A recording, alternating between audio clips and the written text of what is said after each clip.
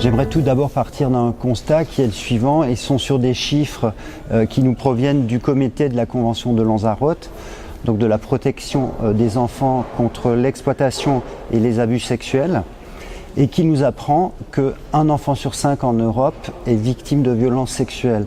Donc on est sur des chiffres de 20%. Alors si on les applique par exemple à la population française, on est sur un potentiel de pratiquement 13 millions de personnes. Donc bien sûr, ces enfants victimes deviendront adultes, et c'est là que nous, au sein de notre association, on constate que 80% des auteurs sont des ex-victimes de violences sexuelles. Donc il y a un lien très fort entre ces deux éléments.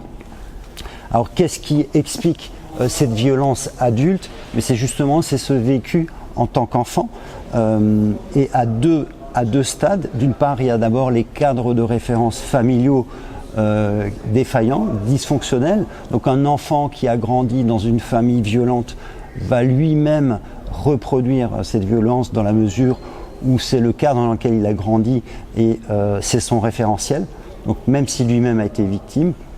Et le deuxième point, c'est l'expression de cette énergie de destruction qui est bien plus que de la colère, qui peut même être apparentée à de l'énergie meurtrière, que l'enfant victime aura accumulé de la part de son auteur, de son agresseur, qui lui a transmis cette énergie meurtrière, et cette énergie meurtrière qui va être le moteur du passage à l'acte, va être le moteur de la violence sexuelle, va être le moteur de la violence physique, et qui explique comment ce cercle vicieux de la violence est entretenu, où effectivement des victimes peuvent potentiellement devenir auteurs et elles-mêmes reproduire cette violence au sein de la famille, sur leur épouse, sur les enfants.